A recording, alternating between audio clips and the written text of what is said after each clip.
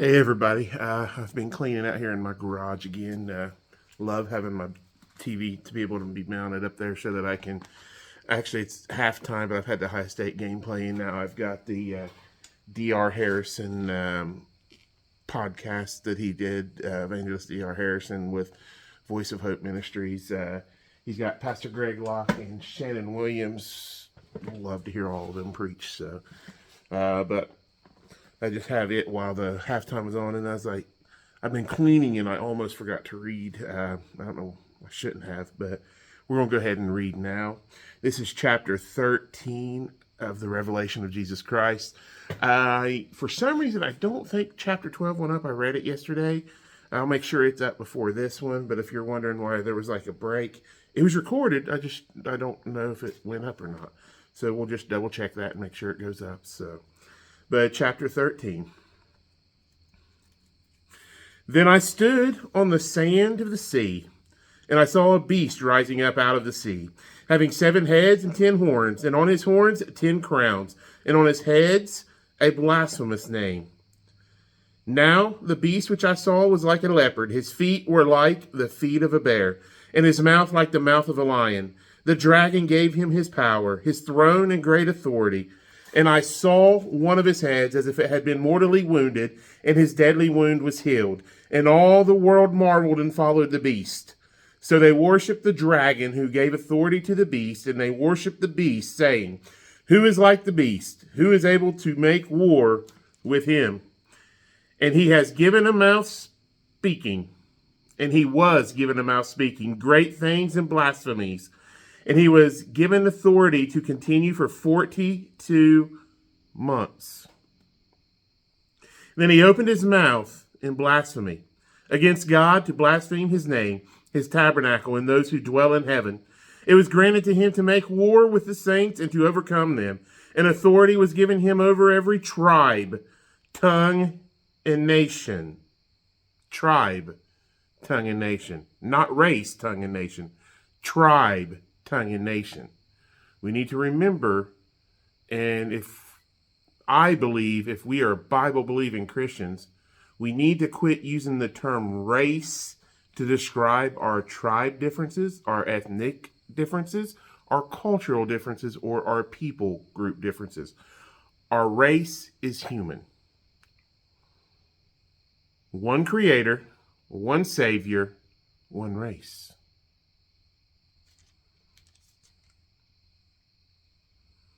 There is no black and white, by the way.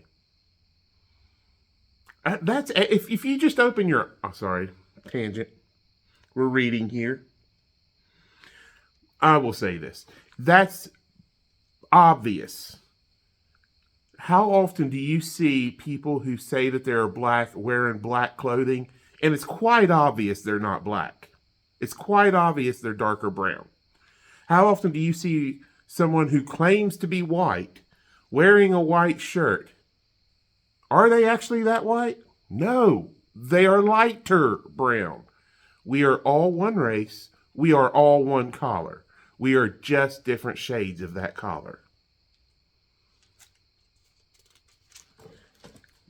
You are literally you're using, societally, they have decided to use an ill-defined definition of the term race in order to divide us by one word, one reason, to inflict hate.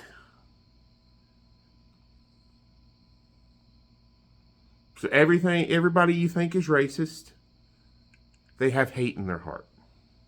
Everyone you think is mean or a bigot, no, they're not. They have hate in their heart. Where does hate come from?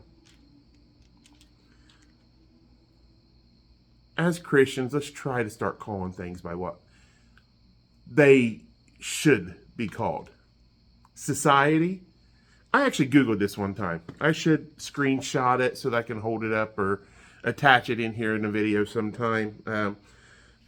We're on chapter 13 of Revelation. Sorry. But I actually asked Google. Probably one of the most dishonest platforms out there. Even though we're on YouTube, they're owned by Google. Yeah, I know. However, Google's dishonest. Sorry, they are. They don't even care if you say it on here because they're still getting money. So, but they're dishonest. They manipulate things. But even if I Google it, guess what it says? It wasn't until the 1600s. I asked this question. This is a question I asked. Hey, Google. You know, it always pops up when you say that. When did they start using the term race to describe ethnic, cultural, or people group differences? And it actually came up and answered, not until the 1600s did it become a practice for them to use the term race to describe differences among the human race. That's what came up when I asked it. It may have been a few different words, and I need to screenshot it. I don't want to say I got it verbatim because I haven't looked at it in a while, but that's all. I mean, there's a reason why we're called the human race. It's because our race is, shocker, human. Now, we have different ethnic backgrounds. See, there's this thing that happened in this Bible where mankind, the human race, came together and they were all in one accord, and they were trying to build this thing called a tower in a place called Babel. And they were trying to build it to heaven to reach that level. And God saw what was going on, and he confounded their tongues to where they didn't understand each other, and then they all branched out and moved apart throughout the world to different areas. And that's where tribes came from. That's where ethnic differences came from. And then over time, as people had children and the generations kept going on, the gene pool started getting acclimated to the areas and the regions in which people lived. And that's why some genes became dominant while other genes became recessive. And that's what leads to the type of, as today we know, melanin in our skin, the levels of it, based on how much you need it in order to protect yourself from your outside, like the weather outside, to protect you. The human body adapted to that because of the genetic code that the one creator gave us at creation. Let's get back to chapter 13, shall we? And I got to remember where I was. We know it was talking about a tribe because they were tribes. They weren't different races.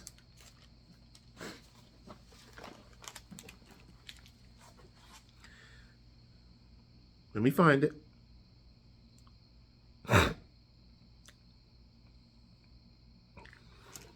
Okay, that was verse 7.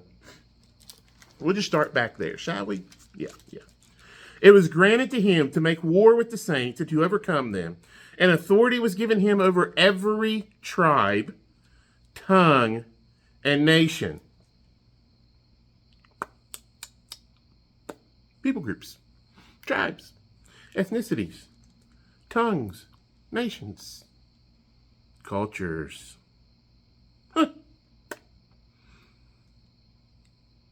All different ways to break down the one singular race. All right. Verse 8. All who dwell on the earth will worship him, whose names have not been written in the book of life of the Lamb slain from the foundation of the world. If anyone has an ear, let him hear. He who leads into captivity shall go into captivity. He who kills with the sword must be killed with the sword. Here is the patience and the faith of the saints.